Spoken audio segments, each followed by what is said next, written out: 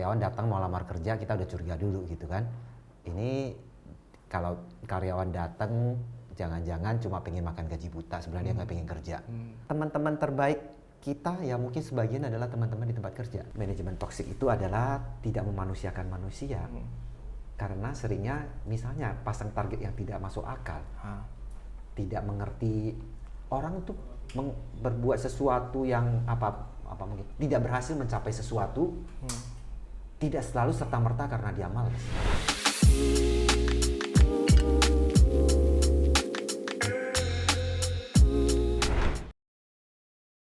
Pak Mardiwu, terima kasih sudah menyambut kami di kantor Nutrifood yang asik banget, yang hangat.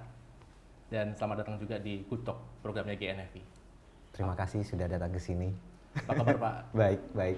Saya biasanya nonton di YouTube atau mungkin di tulisan-tulisan Pak Mardi di blog, dan sekarang ketemu Bang langsung, senang banget. Kita akan ngobrol-ngobrol, tapi sebelum itu GNFI itu punya tradisi, kita suka main Kahoot. Kahoot itu kan karena kita remote working ya, teman-teman kita di mana-mana, jadi salah satu bondingnya itu adalah lewat Kahoot, biasanya lewat Zoom. Dan kita seneng sebelum wawancara ngasih pertanyaan-pertanyaan kecil tentang Indonesia, dijawab oleh narasumber. Siap? Kuis? Siap. Coba kita lihat ya, bisa dapat berapa yang benar. Cuma 5 pertanyaan aja Pak. Oke. Tenang aja. Rasanya ini juga kita sesuaikan dengan hobi Pak Mardiwu yang traveling, musafir dunia katanya. Oke, siap ya. Siap. Nomor 1. Apa pulau paling luar di Indonesia yang ada di sisi barat? Yang pertama adalah Pulau Weh, yang kedua B adalah Pulau Benggala, C Nusa Kambangan. Pulau W. Pulau W. Oke, catat ya. Oke. Paling barat.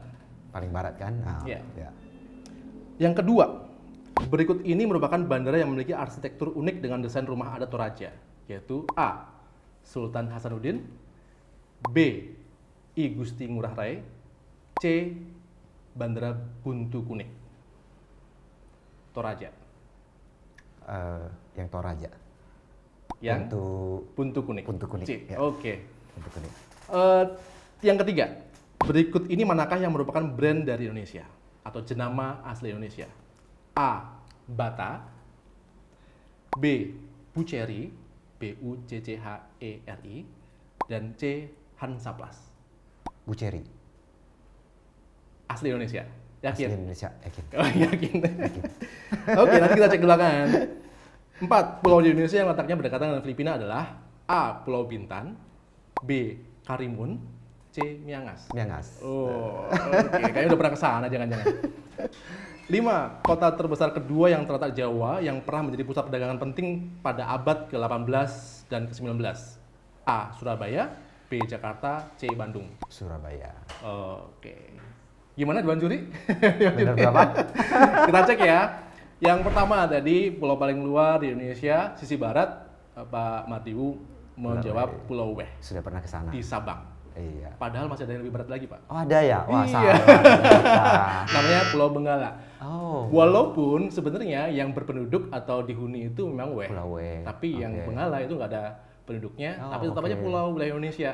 Oke. Biasanya di sana disebut namanya Batu 13 karena susulannya cuma batu-batu aja, 4 hektar aja di sana. Oh, baru tahu. Harus ke sana kan. Oke. Padahal udah sampai Pulau W. Iya, W. Memang W kan Sabang ya, titik nolnya ya.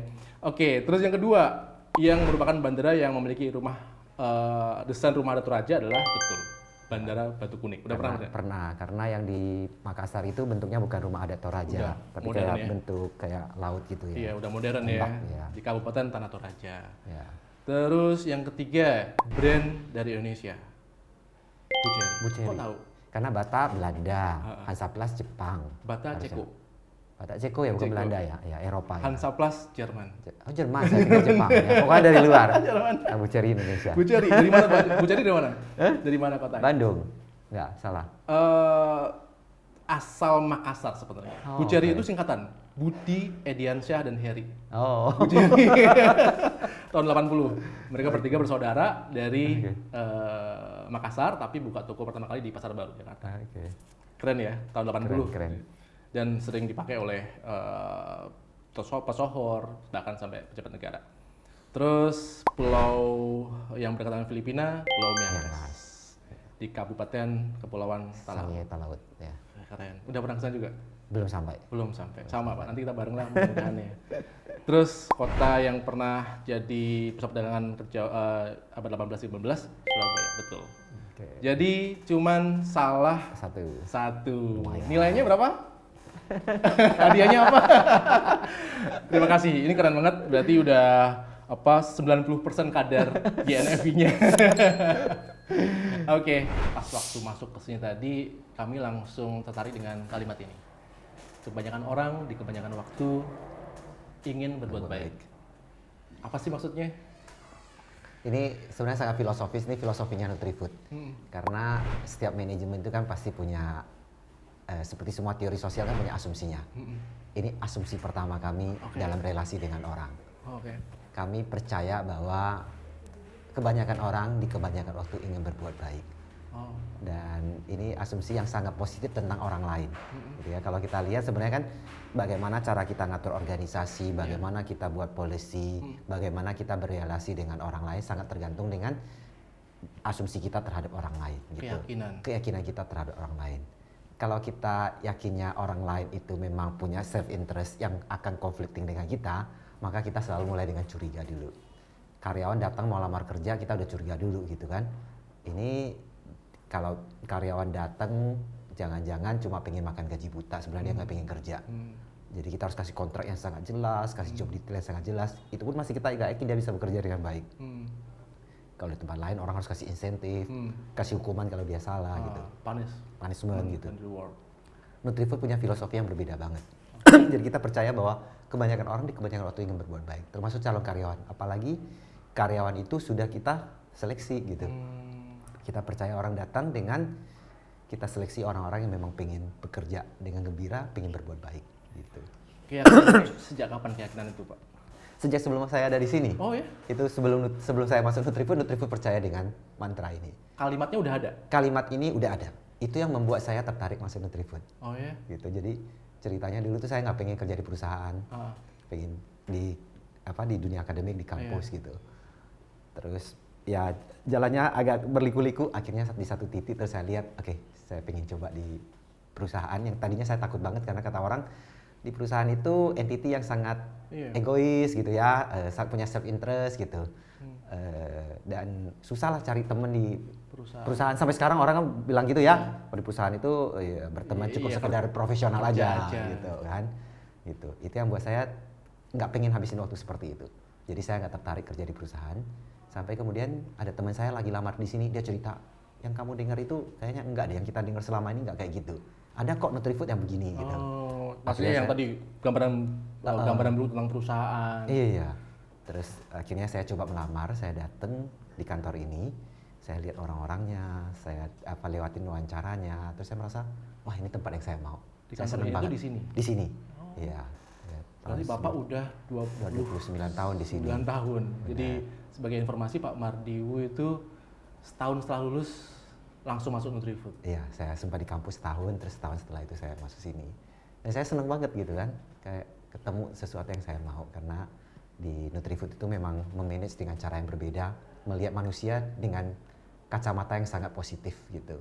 Dan di sini itu dengan filosofi ini manage karyawannya totally berbeda. Itu karena kita melihat sisi baik manusia dan kita percaya dengan itu. Dan kalau kita melihat orang dengan positif, ya suasana yang terbangun sangat berbeda gitu. Orang-orang merasa dimanusiakan gitu, dan orang-orang bisa menemukan banyak kebaikan di sini dan menemukan kegembiraan di dalam bekerja. Gitu. Jadi salah satunya kita ya memanage dengan tanpa insentif, tanpa punishment gitu. Cara kita memang berbeda gitu. Apakah ini juga meresap ke pribadi-pribadi ini, kalimat ini? So far begitu, karena sebagai cara pandang untuk melihat orang lain. Cara pandang untuk melihat orang lain dan pihak lain gitu. Di seluruh tim manajemen Nutrifood, bahkan mungkin di seluruh anggota Nutrifood, tapi terutama di pemimpin-pemimpin Nutrifood. Karena ini menjadi filosofi yang kita hayatin dan yang membangun culture Nutrifood memang berbeda dengan banyak tempat lain. Iya, karena kan ya zaman sekarang gitu Pak ya. Artinya kan di tengah-tengah banyak orang merasa takut dijahatin, ditipu, Ya. ditikung dari belakang. Bener banget. Berbaik sangka itu seperti klise gitu. Bener. Dan orang takut kan, orang menutup diri dan orang selalu mulai dengan pandangan yang lebih negatif tentang orang lain. Iya. Jangan harus kita jaga-jaga jangan sampai dijahitin orang gitu. Pribadinya kayak gitu, apalagi perusahaan gitu kan. Bener. Organisasi yang besar, dia bisa dalam tanda kutip nih dijahatin dari manapun gitu. Tapi punya sudut pandang yang seperti itu melihat orang lain. Bener. Ini keren sih. Dan ini sejak lama ya. Ini sejak lama, sejak sebelum saya masuk. Oke. Nah ini menarik juga nih Pak. Artinya kan Bapak tadi udah separuh usia lebih itu di Nutrifood. Dan sekarang Bapak di posisi paling puncak gitu. Sebelum kita bicara soal bagaimana Bapak membangun Nutrifood, kita pengen tahu tuh Pak, bagaimana Nutrifood membangun Pak Mardi? Oke, menarik. Saya mungkin balik lagi ke situ. Iya. Dari awal saya datang ke sini saya dipercaya dan di empower. Gitu. Dan Nutrifood percaya dengan potensi yang ada, sangat berani untuk mempercayai. Jadi saya masuk Nutrifood itu dikasih baru masuk, maksudnya saya orang yang nggak kenal siapa-siapa di sini, saya lamar sendiri gitu. Tapi dalam 3 bulan saya udah dikasih tanggung jawab untuk mimpin satu departemen yang cukup strategis dan signifikan gitu. Ya setelah 3 bulan Apa masuk tuh gitu. waktu itu? Saya di R&D tapi saya yang di bagian flavor and sensory. Jadi yang bertanggung jawab atas semua metode evaluasi sensory evaluation untuk rasa, aroma dan umur simpan di Nutrifood gitu. Jadi salah satu bagian yang cukup spesifik dari R&D dan saya bertanggung jawab terhadap itu gitu. Gitu. Dan di Nutrifood cukup organisasinya waktu itu sangat flat, sekarang juga flat tapi mungkin dulu lebih flat lagi gitu karena organisasi relatif kecil. Jadi saya punya dipercayai punya wewenang untuk benar-benar bisa berkembang, bisa mengatur. 3 bulan pertama tuh? Iya, 3 bulan pertama. Gitu. Mimpin tim berapa orang? Mimpin tim 4 orang. 4 orang. Gitu. Berarti Nutrifood tuh kalau misalnya nunjuk orang atau ngasih wewenang orang itu seperti apa? Kan pasti sebelum Bapak juga banyak senior kan? Ya. Nutrifood mungkin sangat selektif di dalam memilih orang, terutama leader. Jadi kalau teman-teman yang mungkin pernah ikutin proses rekrutmen di Nutrifood memang tahu bahwa walaupun prosesnya singkat, kita berusaha sesingkat mungkin, tapi sangat sangat dalam gitu. Sekarang tidak se-flat dulu karena organisasinya kan udah bertumbuh jauh lebih kompleks, tapi kita tetap nggak sebanyak layer-layer di tempat lain, sehingga tetap masuk itu dikasih wewenang cukup besar. Kayak misalnya contohnya kalau anak-anak yang di tim distribusi dan sales itu di area gitu, begitu masuk setelah MT ada orientasinya, mereka kemudian akan diserahin untuk mimpin satu daerah, gitu, mimpin tim yang ada di situ gitu. Dan selama perjalanan Nutrifood, sepengetahuan Bapak, cara itu berhasil ya? At least kita dengan cara itu kita punya banyak talent yang cukup bagus, kita punya pemimpin-pemimpin yang cukup bagus di sini. Ya. Karena saya baca tadi pas waktu di sebuah blog gitu ya, dan rasanya itu udah lagi ngomongin Nutrifood juga. Penulisnya bilang bahwa kebanyakan organisasi itu punya kepribadian ganda gitu. Okay. Jadi ketika di luar kelihatannya wah asik, menyenangkan, padahal di dalamnya nggak kayak gitu. Dan saya tadi ngobrol-ngobrol dengan teman-teman di luar, terus pas di sini tadi pas makan bareng di kantin, saya menemukan seperti itu. Nutrifood kepribadiannya otentik dan utuh, nggak ganda gitu. Ya, gimana komentarnya? Itu penting banget. Culture kita kan namanya I care. I pertama itu integrity. Buat kita integrity itu artinya all the talk. Jadi buat kita memang bermuka ganda itu sesuatu yang bukan kita gitu. Dan itu yang kita lakukan. Apa yang memang bisa kita ngomongkan, itu yang kita jalankan. Apa yang kita jalankan, kita omongkan. Gitu. Jadi contoh sesederhana bahwa visi misi kita pengen menginspirasi sebanyak mungkin orang untuk hidup lebih sehat. Gitu. Dan kita percaya nggak bisa namanya ngajak-ngajak orang hidup sehat kalau kita nggak mulai dengan diri kita sendiri gitu. Jadi buat kami itu penting banget. Nah kalau di sini nanti kan tetap ada jenjangnya lah. Yang mau promosi untuk lebih tinggi gitu, itu salah satu syarat kita lihat adalah kemampuan untuk menjadi role model hidup sehat. Jadi bukan cuma sekedar kemampuan kompetensi untuk mengerjakan pekerjaan tertentu, tapi sebagai leader harus bisa memberi contoh bagaimana menginspirasi orang untuk hidup lebih sehat. Sepenting itu buat kita. Makanya kita lihat di Nutrifood ya, apa yang kita tampilkan, buat kita PR mungkin buat kita terasa lebih tulus karena kita mengkomunikasikan apa yang kita kerjakan, bukan membungkus dengan kalimat-kalimat yang enak didengar orang gitu. Kadang orang kan tertutup banget ya, takut nanti kalau orang datang ke sini sesuatu yang beda. Nah buat kita sih nggak mau settingan-settingan kayak gitu. Makanya rumah kita terbuka buat orang gitu ya. Kita kadang ada open house, orang datang lihat mungkin akan lebih merasakan dibanding dengan kita ngomong panjang lebar gitu. Capek juga ya pura-pura gitu Pak ya. Capek juga pura-pura gitu. Dan buat kita membangun culture seperti itu penting karena ya tadi kita bangun satu organisasi yang baik, kita percaya bahwa integritas itu penting. Iya. Dan rasanya itu Bapak pelajari betul dari Nutrifood sejak awal Pak ya. Ya. Dan itulah yang membuat Bapak memimpin dengan gaya seperti sekarang. Benar, saya meneruskan apa yang memang udah dibangun fondasinya di Nutrifood. Oke. Iya tadi kayak Pak Mardi bilang 3 bulan dikasih kepercayaan dan saya membaca buku ini di rumah kedua. Ini keren. Ini buku kedua ya. Ini buku kedua. 45 tahun Nutrifood. Ya, setelah yang pertama 30 pas ulang tahun Nutrifood yang ke-35. Tadi saya baca-baca untuk lebih mengenal gitu ya. Paling saya akan baca berapa halaman. Ternyata saya udah membaca hampir separuhnya gitu versi digitalnya. Dan di sini juga ada cerita nih bagaimana ada yang baru masuk terus Pak Mardi mengucapkan welcome home. Siapa namanya tadi ya? Ya itu welcome home. Artinya CEO dan itu bukan WA tapi mengomentari postingan karyawannya. Di sini karyawan ada berapa Pak? Yang jelas di atas 2.000 lah. 2.000. Artinya 2.000. Ribuan orang gitu. Dan Bapak masih ada bisa berinteraksi dengan karyawan. Mungkin tidak semuanya karena banyak banget. Betul. Tapi saya berusaha bisa kenal dan bisa ingat sebanyak mungkin orang. Oke. Gitu. Dulu saya bisa benar-benar ingat kayak SPG di Indonesia itu ada hampir 1.000 itu saya mungkin ingatnya lumayan banyak. Oh gitu. Ya, tapi sekarang kayaknya mungkin yang diingat lebih sedikit. Tapi saya berusaha untuk kalau ada orang baru masuk itu saya bisa menyapa, bisa kenal gitu. Tapi memang kan kemampuan kita mengingat orang memang terbatas gitu ya. Makanya teknologi itu penting. Dengan saya percaya dengan sosial media. Sosial media itu sangat membantu orang untuk berjejaring gitu ya. Apalagi lewat yang namanya story kan orang post kayak kesehariannya kan. Karena kalau kalau tunggu untuk kemudian kita berkomunikasi menyampaikan message itu kita nggak bisa kenal satu persatu. Tapi kayak fasilitas sosial media yang ada story itu bantu banget buat kita bisa kenal orang lebih banyak. Jadi ya kami termasuk dengan karyawan. Iya, nah itu mungkin juga butuh yang tadi kan, maksudnya transparansi dan keinginan untuk berteman secara tulus. Nutrifood tuh nggak ada kita percaya bahwa harus bisa menghilangkan ketakutan. Jadi di Nutrifood itu harus punya mantra no fear gitu ya. Nggak boleh, harus menghilangkan ketakutan. Dan dengan itu kita bisa berrelasi dengan baik gitu, maksudnya jarak antar layer itu power distance-nya itu kecil. Jadi orang bisa berrelasi dengan tanpa sungkan. Jadi saya bisa apa itu maksudnya? Ketakutan biasa kan orang sangat sungkan kan dengan jabatan yang lebih tinggi, orang lebih ada pekunya gitu kan. Nutrifood tuh pengen kayak lebih equal, lebih egaliter gitu ya. Jadi kayak saya misalnya nanti kalau mau keliling-keliling kita lihat di Nutrifood itu kami ruangan relatif sangat terbuka. Saya bisa ketemu orang bisa nyapa saya di mana aja dengan simple. Gitu. Jadi saya berteman dengan anak-anak sini di sosial media.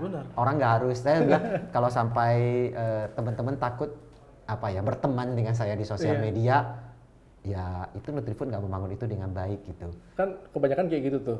Kalau bosnya udah follow sosial medianya, apalagi zaman dulu ya, mungkin masih ingat zaman dulu ada pet gitu kan. Orang-orang kan nggak mau tuh pet diikutin bosnya gitu ya. Kalau Nutrifood mah kita semua saling berteman gitu. Karena buat kita ya keluarga ya kayak gitu.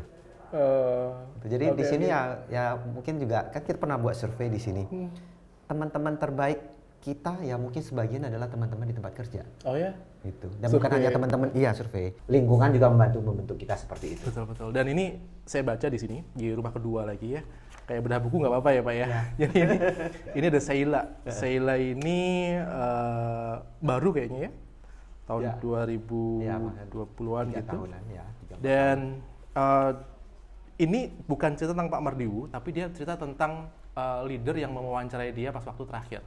Itu namanya Pak Suhadi, QC Manager di pabrik Nutrifood di Ciawi. Terus dia bilang pas wawancara terakhir itu, kayaknya saya kenal sama bapak kamu deh gitu. Karena si Pak Suhadi ini pernah sebis bareng sama bapaknya Sheila waktu Sheila kuliah di UI. Bapaknya itu dari Bandung ke Jakarta tiap hari naik bis gitu. Dan pas satu saat ketemu sama Pak Suhadi dan bapaknya Sheila cerita banyak. Oh anak saya kayak gini dan bapaknya Sheila itu selalu turun di Depok untuk ngasih bekal dari ibunya yang dari rumah ke Sheila. Dan itu dikatakan ke Sheila oleh Pak Suhadi yang baru kenalnya dan seperti random gitu ya. Lalu saya melihat ini kehangatan yang genuine gitu. Bagaimana kegenuinan ini dibangun di Nutrifood gitu? Ini kan susah Pak. Iya, karena kita percaya mungkin itu berasal dari culture-nya Nutrifood. Tadi kan culture-nya Nutrifood itu kita akronimkan jadi I care gitu ya. R-nya itu respect gitu. Dan kita percaya itu penting banget untuk bisa menghargai orang secara otentik. Kita percaya bahwa semua orang itu unik dan kita harus respect dengan keunikan tiap-tiap orang tersebut gitu. Dari respect itulah lahir kemudian orang bisa orang-orang disediakan lingkungan untuk dia bisa menjadi dirinya sendiri gitu. Menjadi otentik dari dirinya sendiri.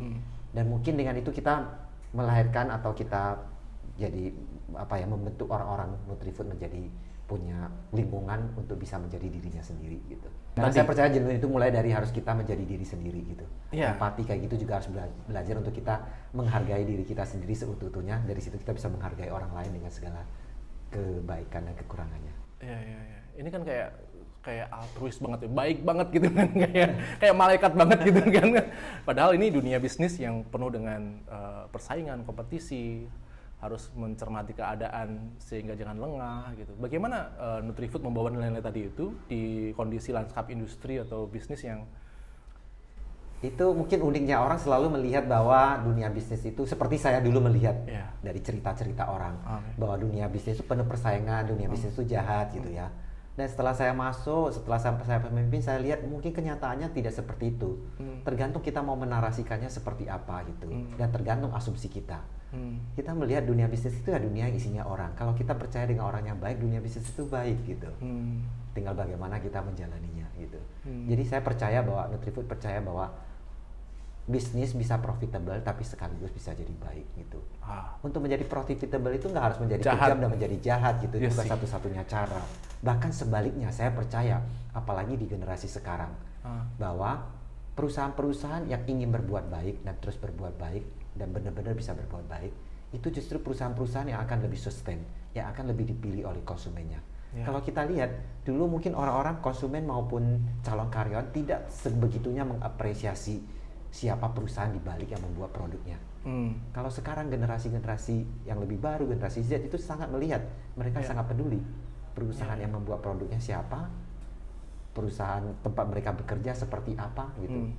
Itu sesuatu yang penting. Nah, ada datanya cukup menarik.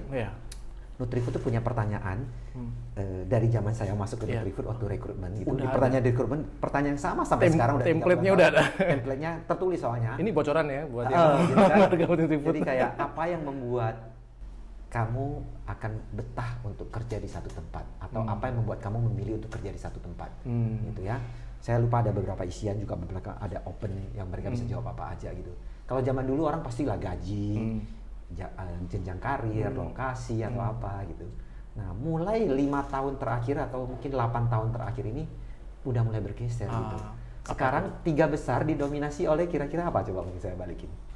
Purpose biasanya kata-kata itu kan. Iya, dulu nggak ada tuh 10 tahun, 15 tahun, 20 tahun lalu nggak ada orang taruh purpose apa gitu ya.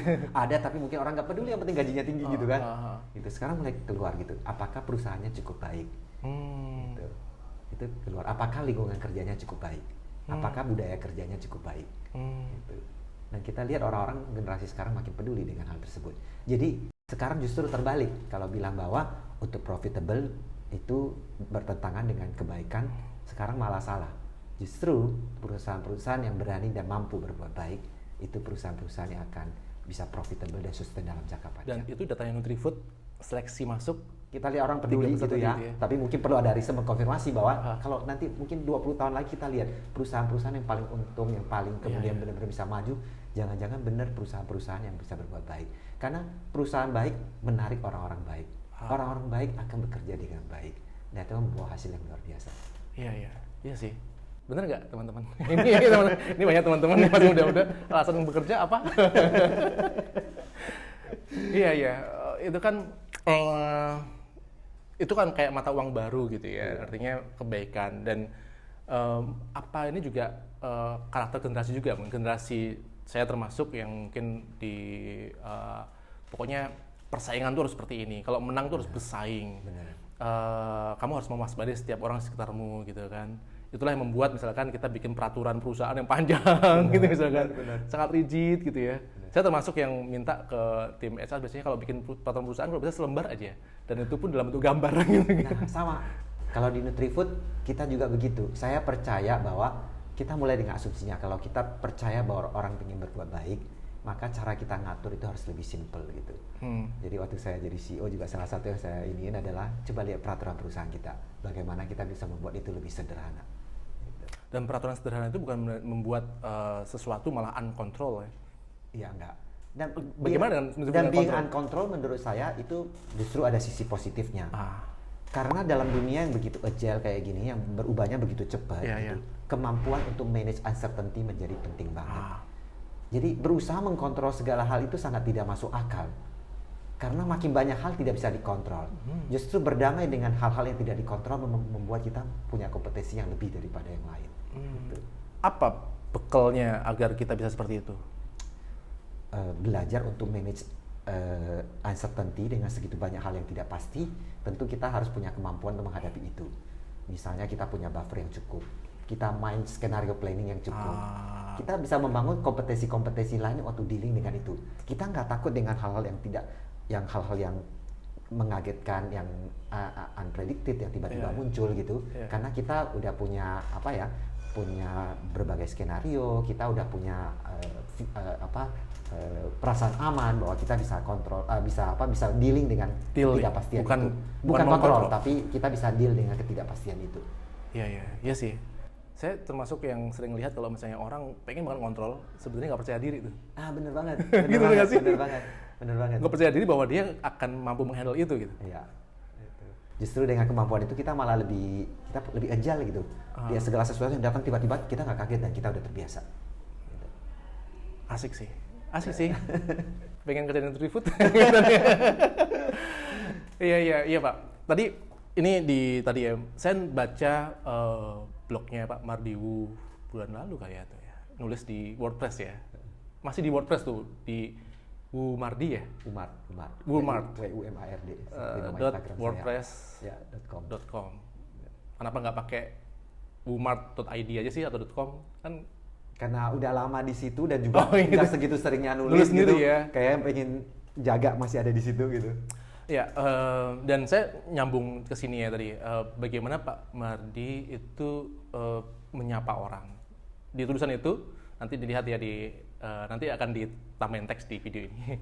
Itu Pak Mardi kebiasaan untuk nyapa lewat WA random misalkan. Kadang-kadang orang menyambut, kadang-kadang cuma ada apa gitu kan, terus percakapan berhenti gitu ya. Dan Pak Mardi menyambungkan dengan beberapa waktu lalu ada tragis di Bandung, ada anak muda cerdas bunuh diri. Dia nulis surat terbuka dan saya juga baca suratnya itu beberapa hari lalu dan aduh, saya sedih banget. Dan dia kehilangan teman gitu ya. Sepenting itulah teman saat ini. Banyak orang yang merasa rame tapi sebenarnya dia nggak punya teman gitu. Dan Pak Mardi di sini udah bikin rumah kedua, berani-beraninya nih ke perusahaan ngasih gitu. Tapi artinya saya pengen refleksi dari Bapak tentang bagaimana sebenarnya kita butuh teman gitu, dan teman seperti apa yang sebenarnya kita perlu koleksi. Saya percaya kita semua butuh teman dan kita semua bisa jadi teman yang baik buat semua orang gitu ya. Kita hanya perlu belajar lebih peka gitu ya.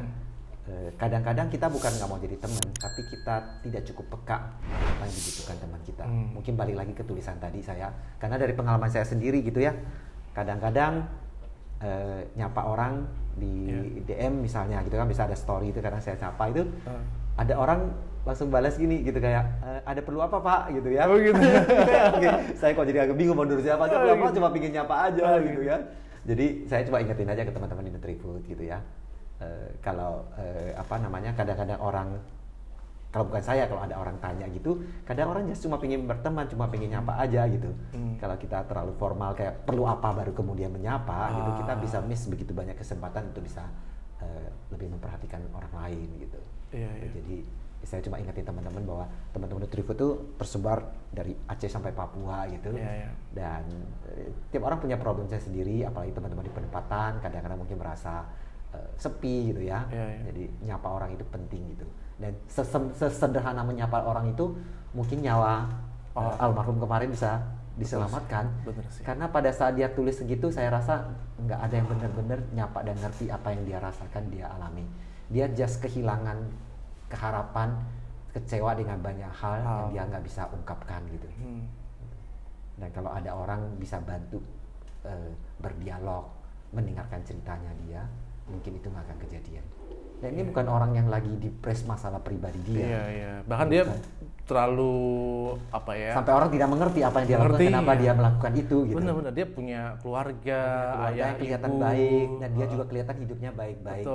Just karena dia kecewa dengan melihat dunia yang begitu buruk.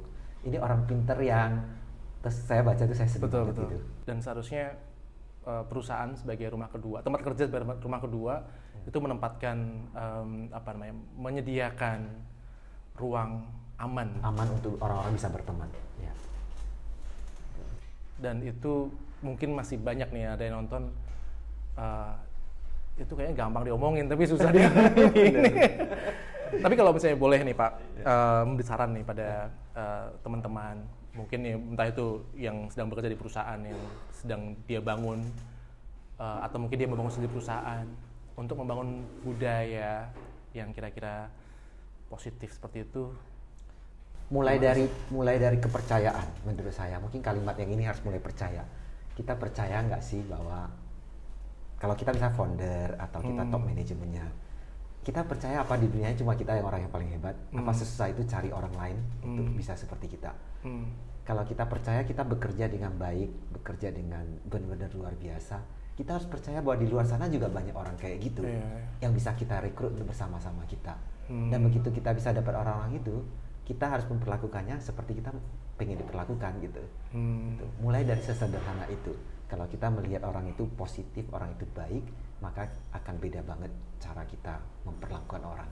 Kayaknya memang peran pemimpin sangat sentral ya. Benar. Orang baik kalau dipimpin orang nggak baik, jangan-jangan juga. Potensinya hilang semua. Gitu. Makanya saya bilang di Nutrifood tuh kita tidak punya program bagaimana memotivasi karyawan. Karena kita percaya kita ingin cari orang yang udah termotivasinya luar biasa. Tugas manajemen adalah menjaga bagaimana nyala motivasi itu tidak hilang. Tidak demotivasi. Karena seringnya bukan nggak ada motivasi, tapi motivasi itu padam karena manajemen. Karena biasanya? Manajemen yang toksik. Kalau menurut Pak Mardi, manajemen toksik itu seperti apa? Manajemen toksik itu adalah tidak memanusiakan manusia. Karena seringnya misalnya pasang target yang tidak masuk akal. Tidak mengerti orang itu berbuat sesuatu yang apa mungkin tidak berhasil mencapai sesuatu, tidak selalu serta-merta karena dia malas, tidak serta-merta karena dia tidak mampu, gitu. Tapi lebih sering mungkin karena sistemnya tidak begitu, kondisi luar tidak begitu, gitu. Kita harus menempatkan diri di posisinya dia. Kalau saya jadi dia, apakah hasil yang sama saya peroleh? Kalau enggak, mungkin bisa kasih feedback gitu, bagaimana dia belajar. Gitu. Even pun dia nggak bisa mencapai setinggi itu, berarti sebenarnya tidak sepenuhnya salah dia. Masih ada ruangannya bahwa perusahaan tidak melatih dia sampai dia bisa mengerjakan itu gitu. Jadi itu mungkin pentingnya untuk melihat hal seperti itu. Dan itu ada kita berharap perusahaan menjadi ruang aman, karena ketika merasa ada ruang aman, bukan zona nyaman aja ya, tapi ruang aman untuk berekspresi, berinovasi, beride. Dan lagi-lagi di buku ini tadi ada juga yang kayaknya mengkritik tapi memuji sebenarnya. Nutrifood itu payah gitu kan. Nutrifood itu kok gini aja, karena dia masih berapa bulan, 2 bulan bahkan, terus dia punya ide langsung diterima. Wah payah nih, kurang menantang nih, udah nggak, kok harusnya kan dibelit-belitkan dulu sehingga ya nggak terkesan mudah lah gitu.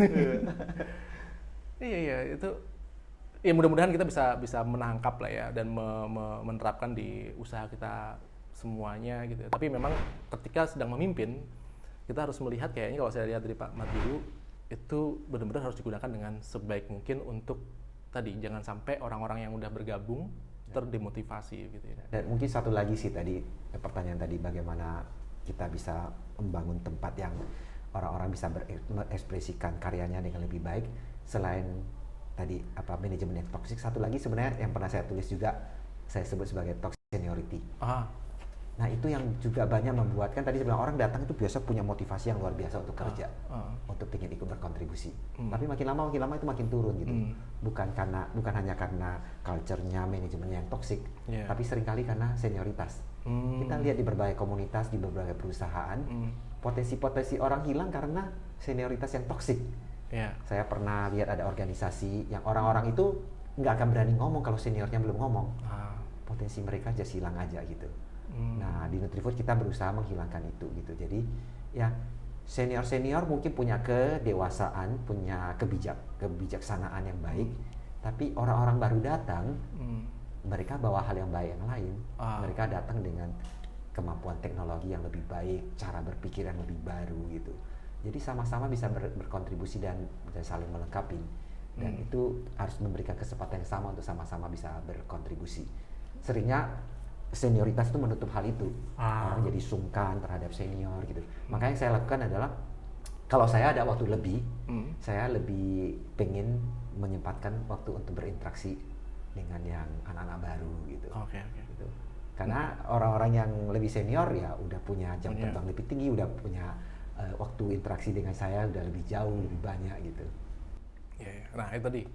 Artinya kalau dalam posisi Bapak seperti sekarang gitu ya, sebagai CEO dengan ribuan karyawan, waktu Bapak saat ini lebih banyak melihat dashboard yang mana nih? Pasti semuanya kan? Semuanya. Tapi mana yang lebih dapat prioritas? Kebetulan kan direktur satunya lagi bantu lihat ini semua keuangan gitu. Jadi saya lebih fokus memang ke bisnis dan HR gitu. Jadi tentu di bisnis saya lihat keseluruhan bagaimana pertumbuhan kita, bagaimana sustainability-nya. Tapi satu lagi saya habisin waktu cukup banyak untuk lihat HR. Bagaimana Nutrifood bisa membangun dirinya menjadi satu organisasi yang terus belajar, agile dan baik buat anggota-anggotanya. Jadi memastikan kultur ini baik terus ada dan bahkan lebih membanggakan lagi adalah bisa menjadi role model buat organisasi-organisasi lain. Gitu. Karena at least bisa jadi jalan lain buat orang lihat bahwa mungkin kok bisa tetap perusahaan yang ingin berbuat baik dan berusaha berbuat baik tetap bisa profitable dan tumbuh dengan sangat baik. Itu sih. Kan orang kadang nggak percaya, kamu sebaik-baik itu nanti bangkrut loh. Gitu. Kita buktikan bahwa Nutrifood sudah 45 tahun dan terus bertumbuh dan percaya dengan prinsip yang orang mungkin pikir kalau jalanin kayak gini bisa bangkrut gitu. Enggak. Kita survive dan kita bakal bertumbuh dengan baik. Iya sih. Ini nggak tahu harus ngomong apa. Ini keren atau mungkin apa. Tapi tadi kembali tadi ya, ada artinya pikiran baik menarik orang baik. Artinya pikiran pendahulu Pak Mardiwu juga menarik Pak Mardiwu yang baik, gitu kan. Terus akhirnya Pak Mardiwu melanjutkan kebaikan itu dan menarik orang baik selanjutnya. Sehingga seharusnya organisasi akan sustain dan akan tumbuh lagi ya. Dan semoga kebaikannya menyebar juga ke organisasi-organisasi lain buat teman-teman yang lagi dengerin sesi ini. Nah itu kayaknya. Jadi kalau tadi ngomongin bisnis di Nutrifood, bagaimana upaya Pak Mardiwu untuk menyebarkan nilai-nilai baik ini?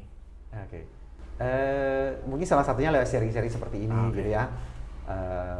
Saya senang kalau ada kesempatan untuk bisa sharing seperti ini, karena saya percaya perusahaan mungkin berusaha berbuat baik dengan banyak CSR. Nutrifood mungkin kegiatan CSR-nya nggak lazim seperti CSR perusahaan lain. Buat kita, apa yang kita kerjakan di Nutrifood ini adalah CSR-nya. Kita buat produk yang benar-benar baik, yang baik buat konsumen. Kita memperlakukan karyawan yang baik gitu. Kita menjadi contoh yang baik buat perusahaan lain, itu adalah CSR-nya. Jadi itu yang saya coba lakukan gitu. Saya bisa membagi pengalaman Nutrifood buat teman-teman di luar yang mungkin ingin mengikuti jalannya Nutrifood dan masih ragu bahwa bisa nggak sih kalau saya memanage dengan lebih baik, maksudnya dengan kebaikan, melihat organisasi atau melihat orang dengan lebih positif, apakah saya tetap bisa maju dan profitable? Iya, iya sih. Saya melihat Bapak begitu yakin bahwa kita tetap bisa profit dengan berbuat baik kok. Gitu. itu ya mudah-mudahan kami juga bisa menirunya itu. Gitu. Artinya kita coba karena banyak pikiran baik jadi terbelokkan karena suara-suara di luar atau mungkin apa yang kita lihat. Nasihat-nasihat yang kita dengar itu justru sebaliknya kan. Dan kebaikan itu membawa orang-orang untuk apa ya, bisa bekerja dengan gembira. Ya. Karena kita lihat di dunia kerja, kalau kita survei gitu ya, dari ungkapan-ungkapan yang ada itu lebih banyak nada negatifnya dibanding positif. Orang itu kerja kayak merasa udah terbeban banget gitu ya. Kayak apa ya, istilah-istilah anak muda sekarang gimana ya, kalau udah kerja kayak berlebihan itu kayak corporate life itu sesuatu yang serem banget gitu kan. Nah, kita bisa melihatkan bahwa itu nggak produktif dengan cara gitu. Kalau kita bisa bangun suasana yang baik untuk orang berkontribusi dengan baik, orang benar-benar bisa bekerja dengan gembira. Dan bekerja dengan gembira hasilnya tentu beda banget. Iya. Betul sih. Tentunya tetap dengan perhitungan sistem yang dibangun ya, gitu ya. Bahagia, gembira, bebas. Tetap harus ada manajemen yang baik dan benar dan produktif. Oke, itu udah akan jadi beberapa SK sendiri tuh untuk manajemen yang baik, produktif dan menghasilkan orang-orang yang gembira dalam bekerja gitu ya. Oke, Pak Mardi, kita mungkin udah di ujung nih. Kita biasanya menutup sebuah bincang-bincang dengan imajinasi gitu ya. Artinya kan kita tidak akan hidup selamanya gitu. Dan kita tahu Indonesia 2045 itu 100 tahun usianya. Nggak tahu kita masih ada apa enggak ya gitu kan. Bapak mengimajinasikan seperti apa Indonesia usia 100 atau 2045 nanti? 2045 ya. Boleh ada hubungan Nutrifood. Nutrifood juga di-mention nggak apa-apa. Bagaimana Nutrifood di persaturan itu gitu kan. Terus Bapak melihat society kita akan seperti apa sih? Saya percaya orang-orang Indonesia itu punya potensi yang luar biasa gitu ya. Mungkin jalan menuju ke sana itu memang challenging ya, turun naik gitu. Kadang-kadang membuat kita kayak kok begini kok begitu gitu. Tapi saya percaya kita harus punya harapan. Dan di 2045 saya percaya bahwa kita akan jadi salah satu negara yang cukup dikagumin.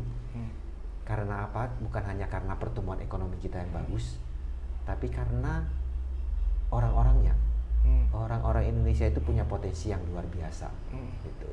Kalau negara kita bergerak, berjalan ke arah yang benar dan baik, maka kita akan lihat bahwa kita akan menjadi negara yang dipandang oleh orang, bukan hanya disegani, ditakutin, tapi kita akan menjadi contoh buat banyak negara lain. Bagaimana nilai-nilai luhur Indonesia itu benar-benar terlihat kan? Kalau kita lihat Pancasila itu kan begitu idealnya. Gagasan tentang Pancasila untuk satu negara yang segini gede itu luar biasa luhurnya. Gitu. Kalau itu benar-benar terwujudkan, orang akan lihat itu kayak negara yang benar-benar bukan utopia, tapi sesuatu yang bisa diwujudkan tapi dengan segala idealismenya gitu. Dan saya percaya Indonesia akan menuju ke sana. Bukan hanya soal pertumbuhan ekonomi, bukan cuma soal pertumbuhan teknologi, tapi kita akan menjadi negara yang makmur dan yang baik. Dan seperti apa Nutrifood nanti? Seperti apa Nutrifood nanti? Saya percaya bahwa Nutrifood akan terus berusaha untuk berbuat baik siapapun yang memimpin nantinya gitu.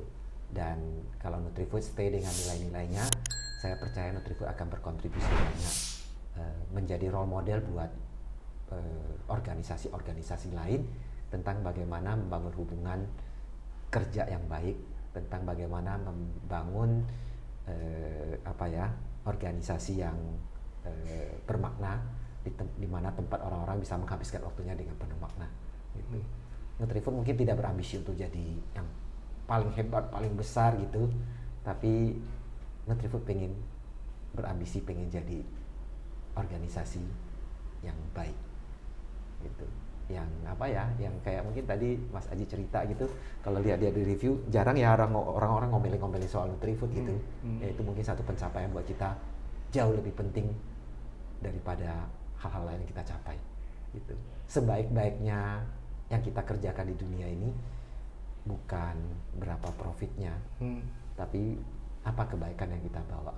Dan mungkin terwujud dari pandangan-pandangan orang, bagaimana orang melihat hubungan kita dengan pihak lain, bagaimana melihat hasil kerjaan kita gitu. Mungkin itu lebih penting. Iya sih. Oke. Kayak saya nggak perlu menyimpulkan semuanya itu. Jadi kita melihat bahwa ternyata kebaikan itu nggak harus ada di pinggir gitu. Benar. Tapi dia bisa jadi di center dan dia bisa menarik kebaikan-kebaikan lain. Jadi nggak usah takut kalau kita punya pikiran yang baik akan diakalin atau mungkin kalau diakalin sebenarnya bukan kita yang rugi, tapi orang yang ngakalin itu rugi kan. Benar. Dia sudah menjadi orang seperti itu gitu. Benar. Terima kasih Pak Mardi. Terima kasih. Mudah-mudahan sukses terus untuk apapun proyeknya di perusahaan, di sosial, dan kita tunggu cerita jalan-jalan selanjutnya. Terima kasih. Di rumah kedua 3.0 nanti. Okay. Amin. Sampai ketemu. Sampai ketemu.